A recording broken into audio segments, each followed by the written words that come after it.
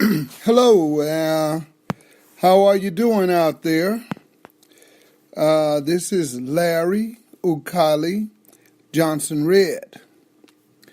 And so I'm inviting all my Facebook friends to tune in. I'm inviting you, wherever you are, to listen to this podcast for the next hour. And again, this will be my second podcast. It'll be a podcast about the 2 years of the Donald Trump presidency, and also it will be necessary to talk about human rights and this current state of the human situation around the world. So I would like to invite you to take a time and listen as we get into it. And just to get us started, get the blood rolling,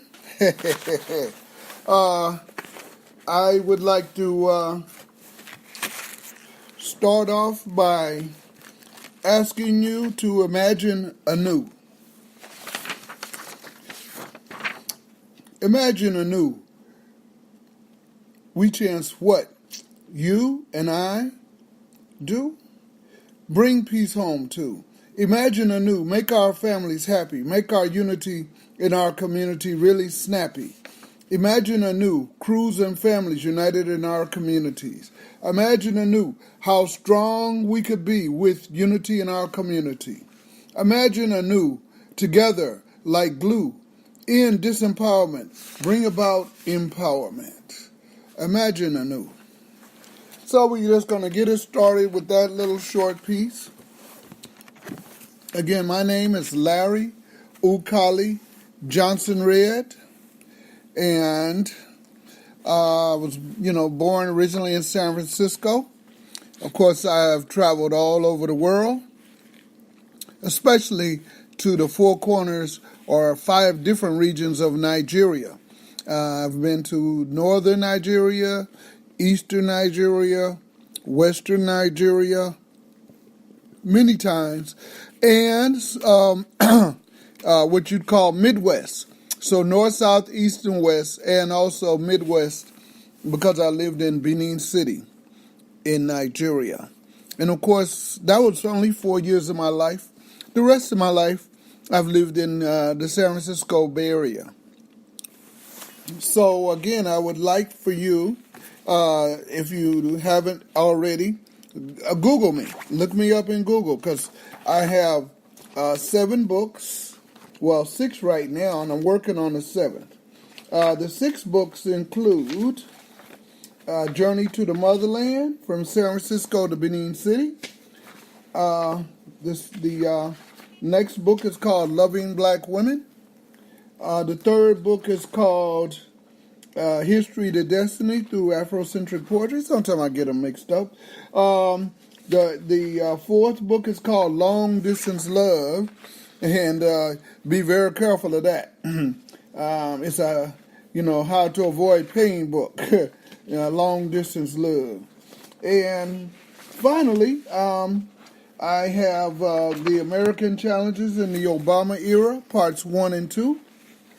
And lastly, we have the book we're working on now, My Secular and Personal Letter to Black Boys and Black Male Minors. So we got a lot going here in terms of books, and all of my books are available at Amazon.com Kindle. So if you put Larry Johnson Red author's page at Amazon.com, then you would come up to my page. You would also approach my page by going through my website, lovingblackwoman.com. That's www.lovingblackwoman.com. Then go to the books page and click on any of my 6 books available there. Or just go to Google me and just say Google Larry Ukali Johnson Red's author's page at Amazon.com, and you'll come up to my page, which will give you options to either read the first 10 pages of each of my ebooks Or if you don't, or you could even download from there or click purchase and get the book downloaded to your location in less than 60 seconds. Okay, so now we're getting ready to get into the first 2 years evaluation of the Donald Trump presidency. And believe you me, it's been not the best thing for African Americans because, first of all, there's so much racism being dog whistled out the White House, said in direct and indirect ways, and that we know as African Americans, we're in for a tough time, and we've seen it with the report of the brother from Oakland, who was reported to be reported to be barbecuing in a public space. It goes from there to selling water, all the kind of ways white Trumpites are feeling really, really empowered to help oppress black people even more, based on the dog whistling out the White House. And so what we have to do is figure out, they're figuring out how to diss us or disempower us, and we have to figure out how to empower ourselves.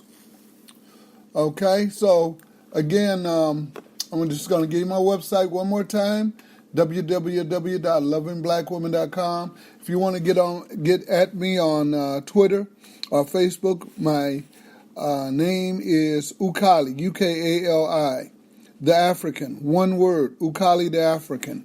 That'll get you that's my Twitter username, as well as my username for Facebook. Okay, enough of all of that. The really significant part of Donald Trump dog whistling racism as a part of his presidency came up in Charlottesville, in Virginia, where that black man got beat up and had blood all over his head, and where the white American supporter of the demonstration against the American Nazi and Ku Klux Klan was killed. So Donald Trump said they were good people after the demonstrator opposing the KKK Nazi New Right Coalition was killed during their white right demonstration against Jews, African Americans, and all immigrants. A day or two later, Trump tried to unsuccessfully walk his comments back. But Trump's rhetoric for the last 2 years has been full of dog-whistling white racism and following economic policies that enrich the already rich 1% millionaires and billionaires. Now, there's was that extortion at the $5 billion to build a racist border wall. So as the USA under Donald Trump and the elite 1% billionaire millionaire class grabs huge tax breaks and tax cuts for themselves, and as usual, the rich get richer and the poor and homeless get poorer. That's what we've seen the first 2 years of Donald Trump. America's wealthy 1% have built their riches into a colonial empire for white male privilege, calling themselves in so many words the privileged few over the years.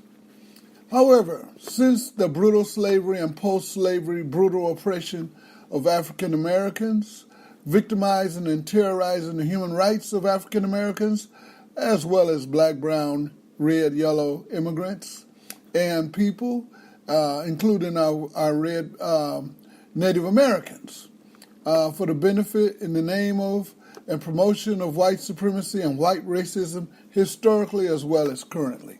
So that's what we have seen with Donald Trump so far, a continuation of the racism that's held this country down from being a real good country to all of its citizens for 400 years. Donald Trump and his racist white supremacy supporters have been dog whistling, promoting white racism by not condemning racist murders and lynchings taking place in Mississippi, Texas, and even in Ferguson, Missouri. Trump has failed to lead America's white racists into a modern way of thinking that promotes human rights for all people all over the USA and the world in favor of continued white rule forever by white supremacy values in politics. He doesn't have to do that. In a lot of ways you could tell Donald Trump is not a real conservative, but one just using that to get his own particular way for him and his class. So you have the Donald Trump has the heritage of a white immigrant from Europe. His racism paints all non-white immigrants as bad for America, while calling all African American victims of white racism as the bad people or people from the shithole country. Africa, Asia, and Latin America are referred to in general as shithole countries. And so that means you don't have to respect them. Just keep kicking them around like America has been kicking African Americans around for hundreds of years. Now, there's a secondary white war against immigrants of every black, brown, red, and yellow nation of the world, as well as a war against poor and or progressive white people. Now, this factor of racism is being ginned up from the White House. Why can't we unite, my people, and the new majority to defeat Trump and the white right? Well, we can, but it's going to require a political realignment that should be taking place almost immediately of particularly African Americans. We need to be the first one to make up a strategic national black consensus for ourselves. What does that include? Well, that includes having a charter of rights, because when the first human natural rights charter was done up in Europe, they had the idea that the only people were white people. And so there needs to be a charter of rights for all people, human rights for all people.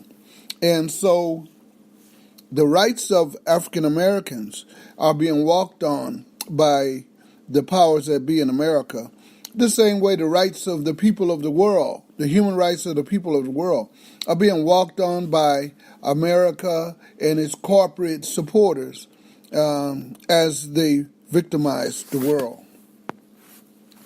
So that's what you got going. And so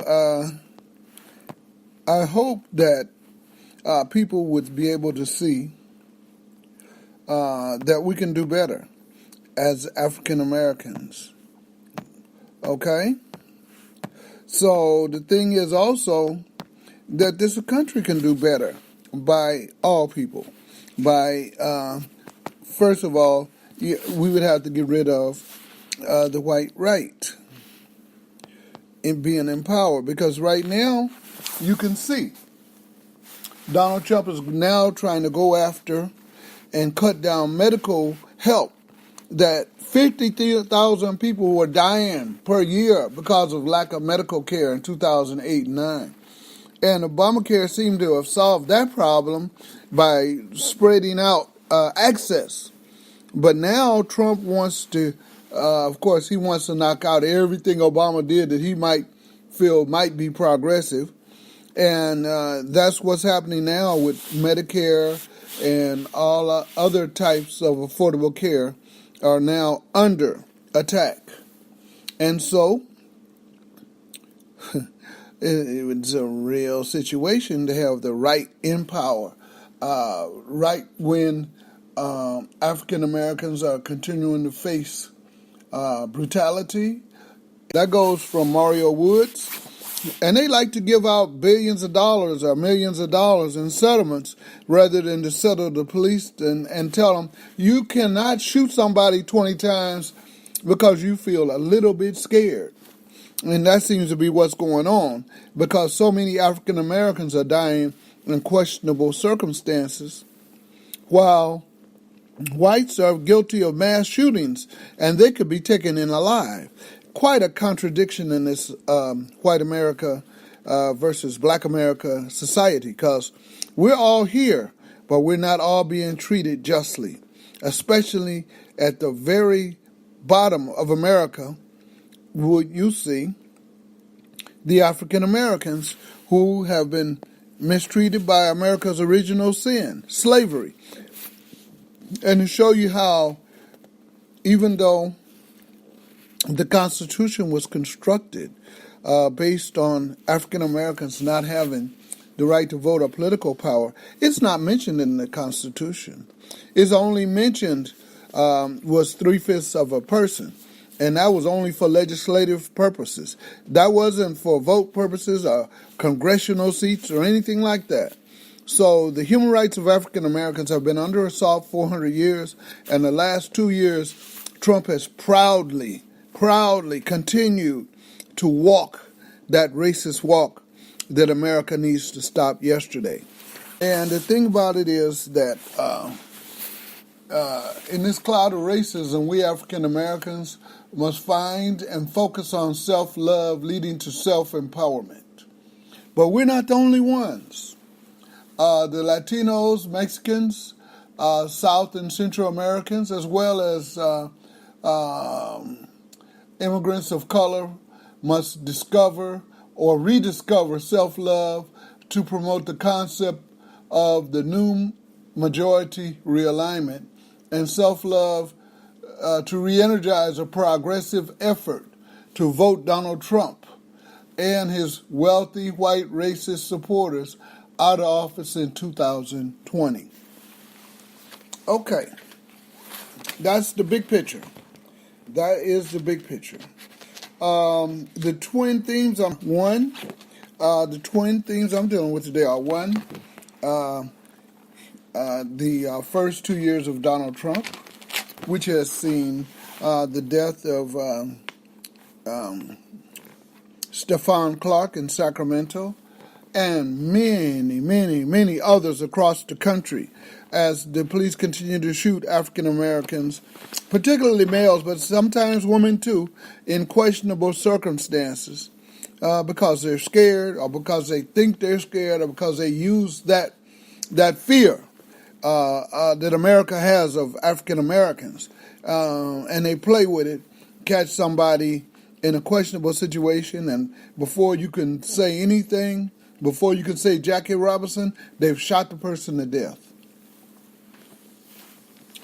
So, the Trump-driven and Trump-inspired white racism have encouraged police to continue to kill unarmed African Americans and other people of color, like Nigerian-American immigrant Chinedu Okobi, who was killed by San Mateo County law enforcement while he was unarmed and asking for help.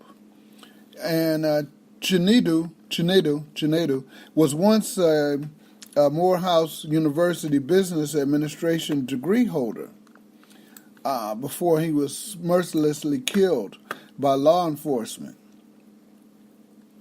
He was tased multiple times, and with the way the health has been working with African Americans and the stress we've had for 400 years of this trauma called racism, it's no accident that 3 or 4 taser bullets is going to kill you. That's about, 40 to 4,500 volts that are lighting you up with 3 or 4 tasers. And white people know this kills. White police know it kills.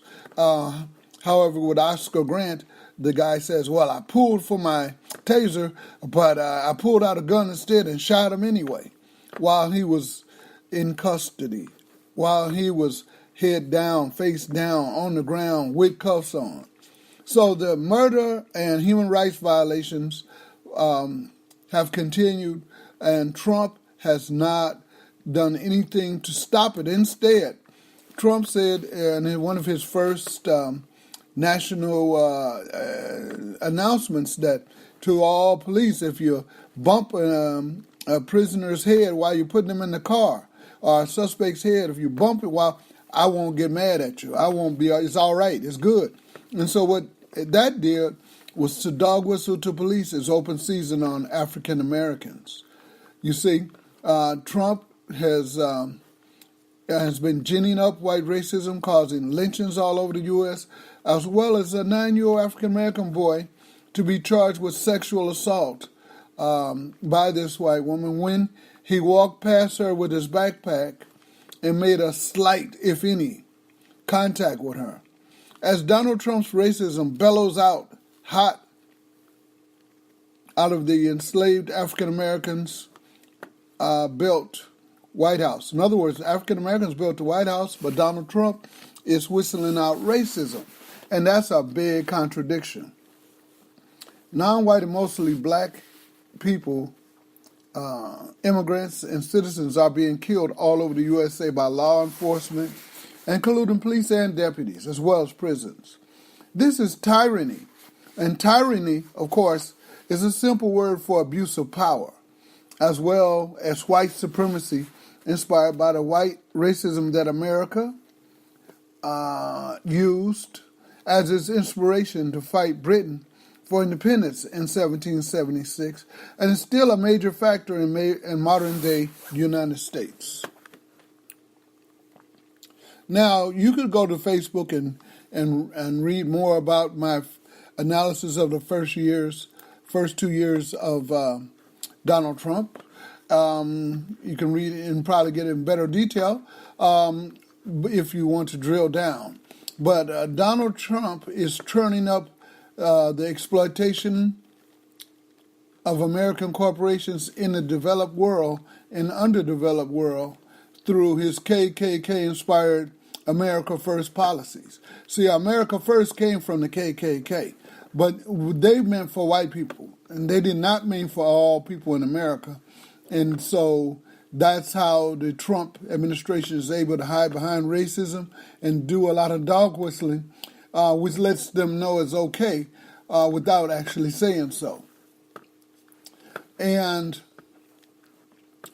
these America First exploitation policies are leaving countries like Nicaragua, Honduras, who suffered a 2009 military overthrow of their democratically elected government, and El Salvador, as well as Venezuela, bursting at their seams.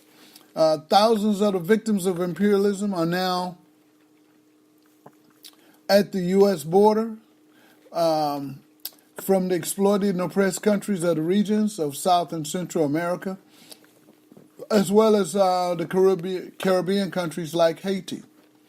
And again, with Haiti, when Levelas and when Aristide took power, the United States didn't like that because that meant it would be a cut to profits America is sucking out of Haiti and to the exploitation that they want to continue to do to Haiti. Because Haiti is really the star of the black world, having been the only country to overthrow the slave masters and take over the government.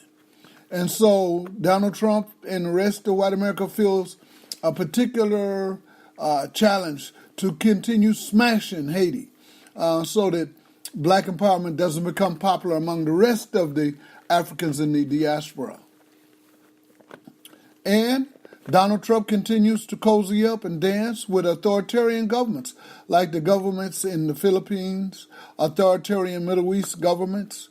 Saudi Arabia might be one that you want to look at in particular. Apartheid Israel, where you have, Israel being peopled by people who were victims of the Nazi right-wing government. However, they have become the right-wing government in Palestine, with West Bank having Jewish-only roads. Imagine that. If you are an Arab and you're caught, or an African, and you're caught on a Jewish-only road, you are lucky to survive, just like our brothers and sisters here are lucky to survive even the most smallest encounters with police, because that's abuse of power. And abuse of power is tyranny. And not only do we have tyranny in America on our streets, Our people have been facing tyranny, hangings, lynchings, muggings for 400 years or more. And then you still have modern day human rights violations being perpetuated by the Philippines, where you could get shot without having your day in court. In the Middle East governments, where authoritarianism rules the day and people are not even given the right to vote. And then you got apartheid Israel, where you have abuse of power tactics to oppress the indigenous people of Palestine. But it's also going on in Myanmar, which is in the past known as Burma, oppressing the minority Muslims when there should be human rights for all. As a matter of fact, when we take a break, I'm going to read a piece called Human Rights for All, which there should be. So the question is about Trump. Why does he act like he's so tough to the rest of the world, but constantly he moonshines Putin, another tyrannical authoritarian? It is America's first exploitative tyrannical policies that produces the caravans of refugees from Central and South America, as well as the Caribbean, where Teddy Roosevelt once said, "Speak softly and carry a big stick," which means that big stick of intervention. And of course, America has been intervening all over the world, intervening in Iran in 1954, also in the 1950 time period, intervening in Guatemala, where a popular government had risen up, and they knocked it out so that they could keep profits coming in. Profits are not human rights are the priorities of Trump and his millionaire followers, as well as the 1% in America.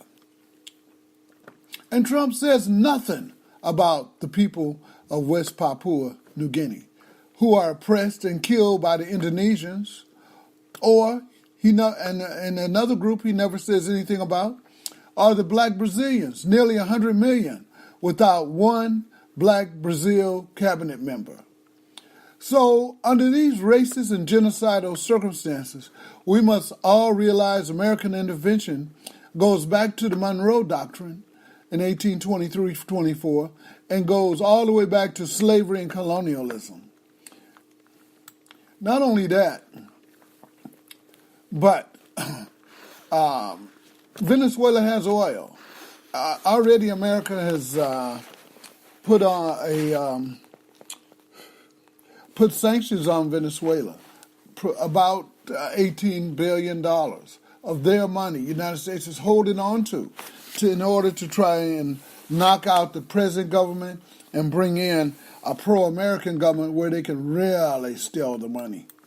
And if this does happen, if it happens that way, because American intervention is already underway, when you grab $18 billion from a poor country like Venezuela with only one main crop or oil, then you put them in a very vulnerable position where they can't keep food and clothing and shelter for their population.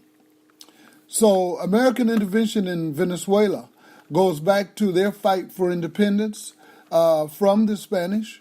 They funded the Spanish and gave arms to the Spanish, in a discreet manner, while saying, "We're the land of the free and the home of the brave." What a contradiction.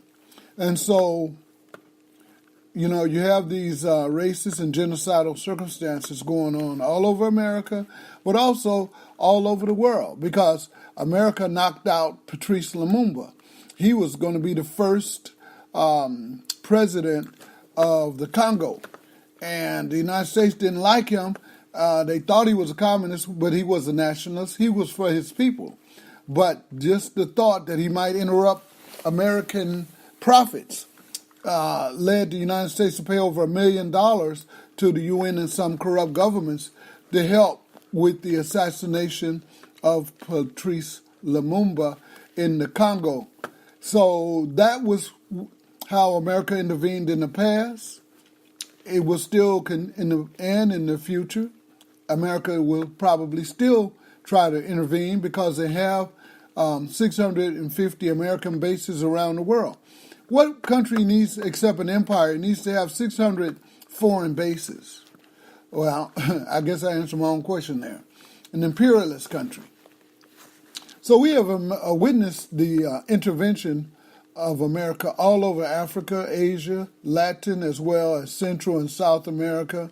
And please don't forget the Caribbean, where intervention has flared in the Bay of Pigs, trouble in Cuba, and 2 interventions in Haiti under Aristide, the popularly elected prime minister of Haiti, that threatened American profits and control only because he wanted to help his people.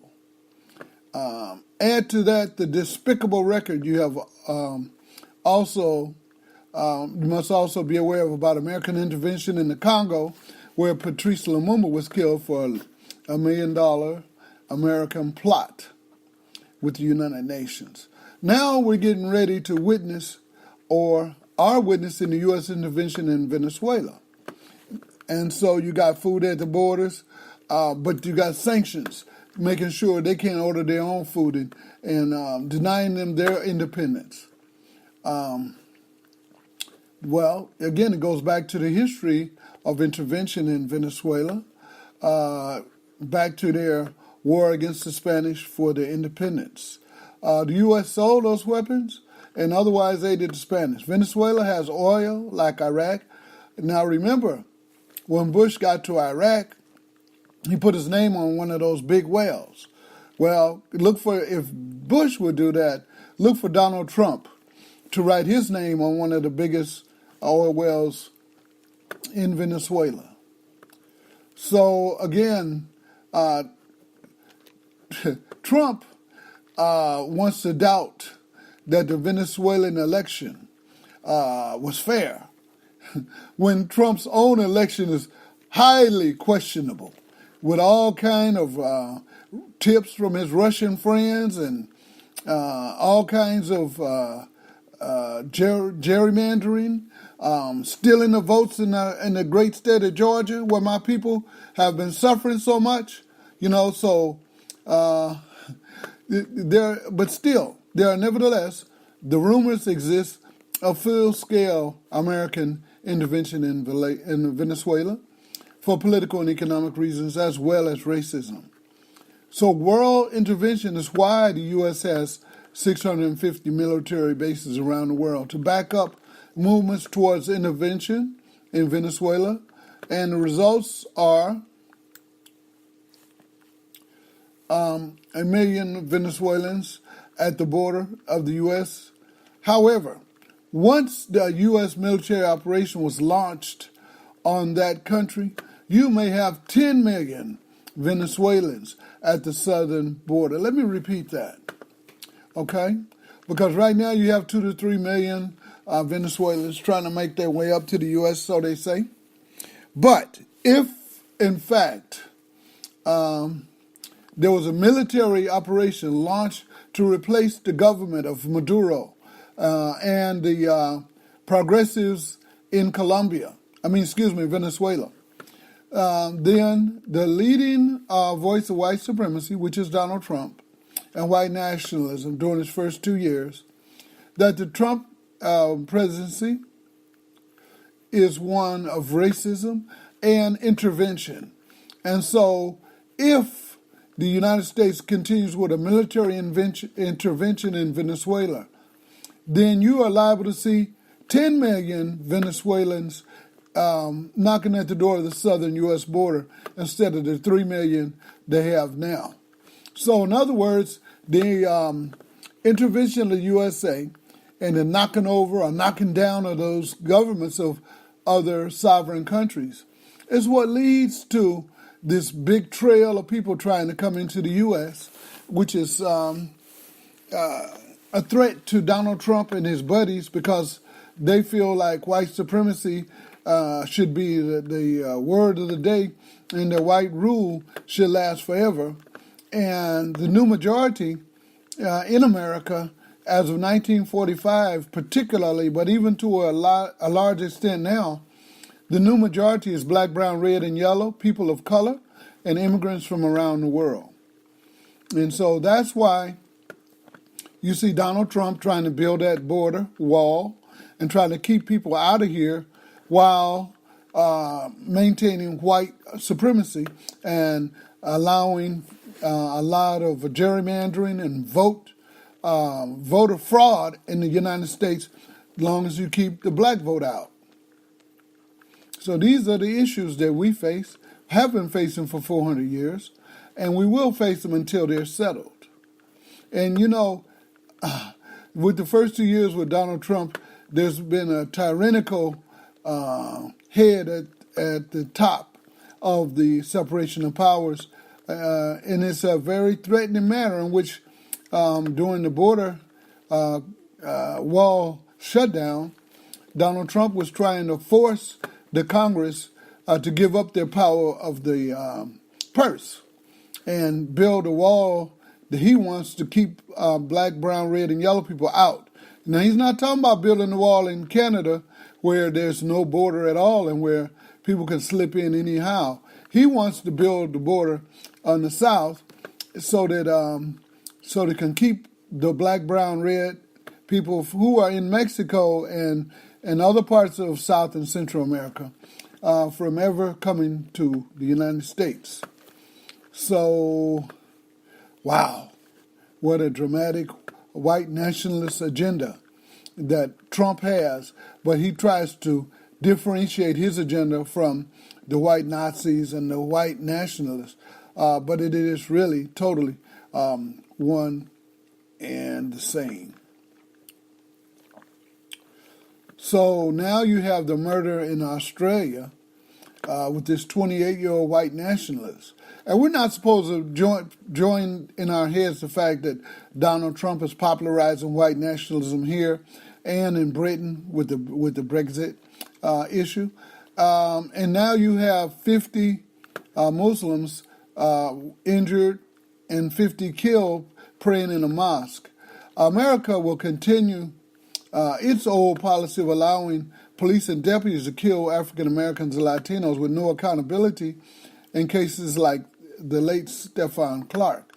And even in my hometown, San Francisco, you have the late Mario Woods.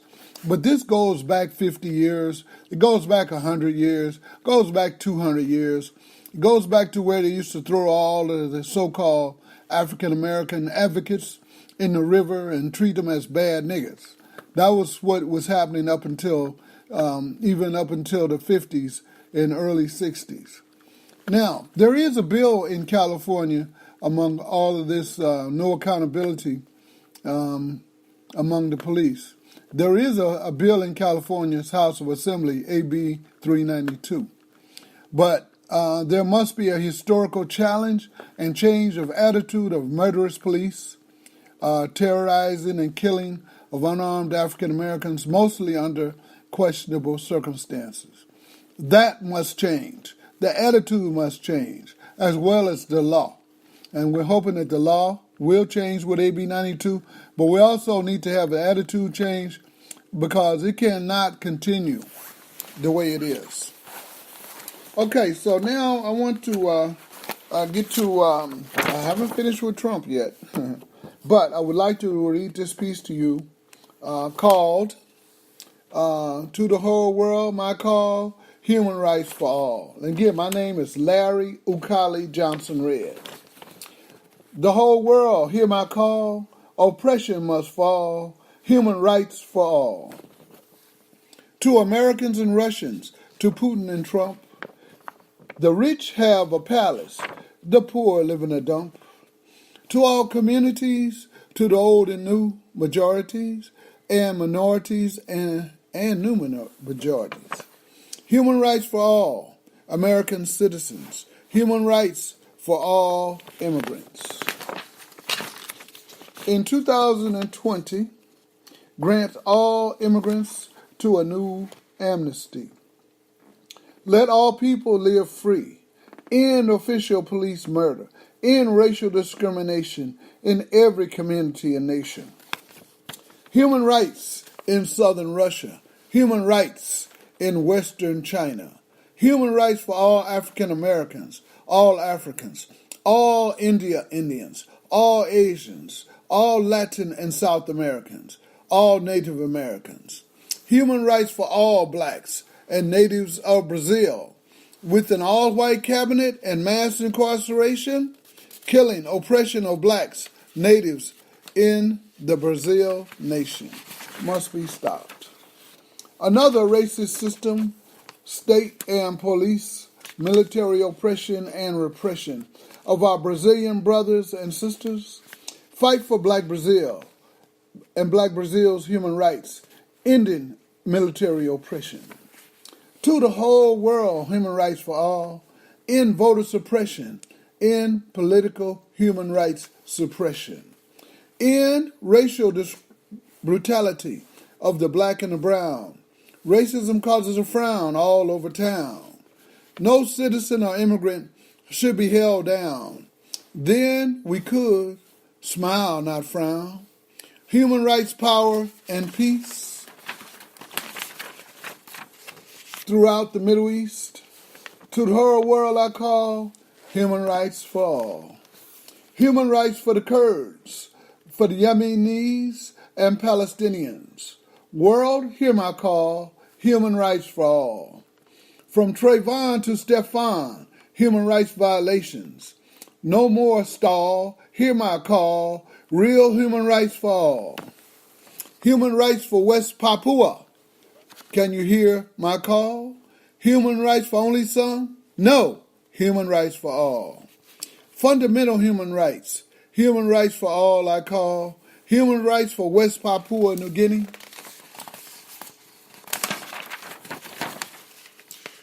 Human rights for all. And so there's the standard. Even in Nigeria, there's human rights challenges and ethnic tensions. I love Nigeria, north, south, east, and west, but I know that there was no one hungry in Nigeria while I was there 4 years. The food was flowing because there was no war. And I know also that when there's war, farmers can't farm and people go hungry, particularly in Nigeria, but also in other parts of Africa. And so that's why we have to look for human rights for all. Well, okay, America is not an idealistic country, although it has an idealistic constitution. But also there are problems in other parts of the world. And I read that piece just to recognize that human rights is an issue all over the world. Human rights of all must be recognized by governments and people all over the world, or we will be ruled by tyranny and white racism as a challenge to the world and to my disempowered people coming up in the 2020 presidential election. Let me just say this about African Americans, because during slavery we were played. Okay, somebody says, well, that's 400 or 500 years ago. Yeah, but we were played against each other in order to make America first, in order to make America great. That was our human rights that were being challenged. And so what we got to do is come together as a people first, before anything else. Before 2020, we got to have a strategic national black consensus. That means we have to organize ourselves into a unit where African Americans, whether you are Muslim or Christian, have love for each other across religious bounds and across political bounds if necessary. We've got to come together and state what it is we want, like a freedom from police brutality, like an end to gerrymandering in America, like an end to voter suppression, all of those kind of things, even to more development in our community. We have to put together a Charter of Rights that includes African Americans, because the original Charter of Rights developed in Europe was only talking about white people. So we have to have our own Charter of Rights of what we as African Americans want from the American government and from the world. We can do this. But the best way for African